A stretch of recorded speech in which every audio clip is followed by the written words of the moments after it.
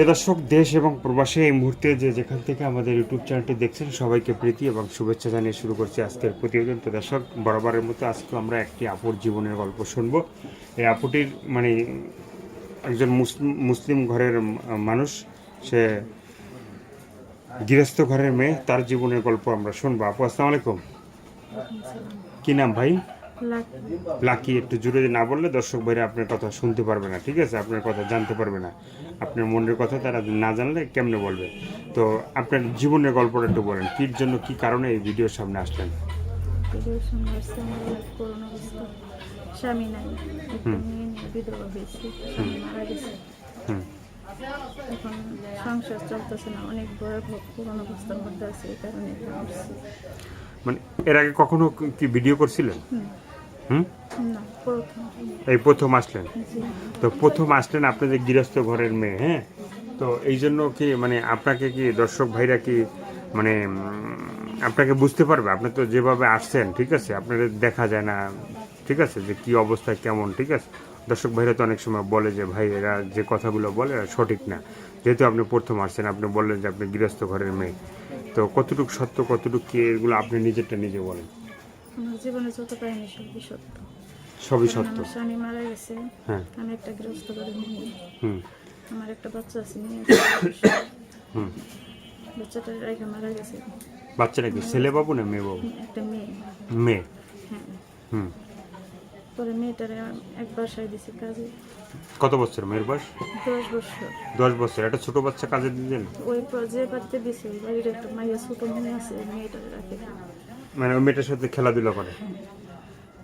তো এই যে আপনার মানে হাজবেন্ডের মানে কি হয়েছিল, মানে কি কারণে মানে আমার হাজবেন্ড স্ট্রোক করে মারা গেছে। স্ট্রোক করে মারা গেছে? মানে হঠাৎ করে? হঠাৎ করে। আচ্ছা আচ্ছা।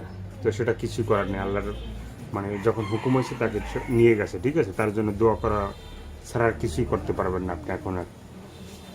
তো এখন যদি মানে এখন আপনি কি চাচ্ছেন? এখন তো আপনি একটা মানে মাশাআল্লাহ আমি একটু মানে সাহায্য চাচ্ছি, দর্শক ভাইদের কাছে আমি একটু সাহায্য চাচ্ছি। সাহায্য চাচ্ছেন। মানে অনেক সময় আছে না যে স্বামী নাই, নতুন করে আবার সংসার করতে চায়, আপনার জীবনে কি আছে? ওরকম যদি আর কি পাই তাহলে বাঁচতে পারি, আর যদি আছে না, যদি ওরকম না পাই তাহলে তো 6 এই নম্বরে এই আপুটির সাথে আপনারা যোগাযোগ করবেন, এবং তার সাথে যোগাযোগ করলে যদি আপনাদের মনের কথাগুলো যদি আপনারা বলেন, তাহলে তার মনের কথা সে বলবে। তার স্বামী নাই, স্ট্রোক করে মারা গেছে, একটা বাচ্চা নিয়ে আছে, বাচ্চাটা ছোট বাচ্চা। তো আপনি এমনি কোনো কিছু করেন? আমি বাসায় কাজ করি। আপনিও বাসায় কাজ করেন? তাতে কি এই মা আর মেয়ের কি সংসার চলে? মেয়ে তো আমার কাছে থাকে না, মেয়ে যার বাসায় দিছে ওই জায়গা ওইখানেই থাকে। ওই জায়গায় থাকে আর কি, মানে ও আর রাতে আর বাসায় ফেরে না? না না, আমি একাই থাকি। আচ্ছা, একাই থাকেন। তাতে কি মানে এই যে একার যে সংসারটা, মানে নিজের বাড়ি আছে নাকি না পারি না, মানে ভাড়া থাকেন? বাড়ি ঘর কিছুই নাই, জমি। তো সেটা যদি আপনি না, এই স্টক করে না তখন অনেক টাকা দিছে। মানে স্বামীর বাড়িটা তো আপনার অধিকার, মানে সেটা কি দেয় নাই আপনার? না, দেয় না এখনো। দেয় নাই। তো এখন এই যে নিজে যে বাসা ভাড়া থাকেন, হ্যাঁ, তো এই যে টাকা পয়সা দিয়ে সংসার চলে? চলে না দেখে তো এখানে আসছি। চলে না দেখে আসছেন। তো চাচ্ছেন যে আপনাকে কেউ সাহায্য করুক, আপনার পাশে কেউ থাকুক। হ্যাঁ। তো আর কিছু বলার আছে আপনার? আর কিছু না। তো দর্শক, এই আপুর কথাগুলো শুনলেন, ভালো লাগলে অবশ্যই তার পাশে থাকবেন। সাহায্য সহযোগিতা, প্রেম ভালোবাসা, বিয়ে শাদী যদি কেউ করতে চান, সেটা আপনাদের একান্তই ব্যক্তিগত ব্যাপার। ভালো থাকেন, সুস্থ থাকেন, আল্লাহ হাফেজ।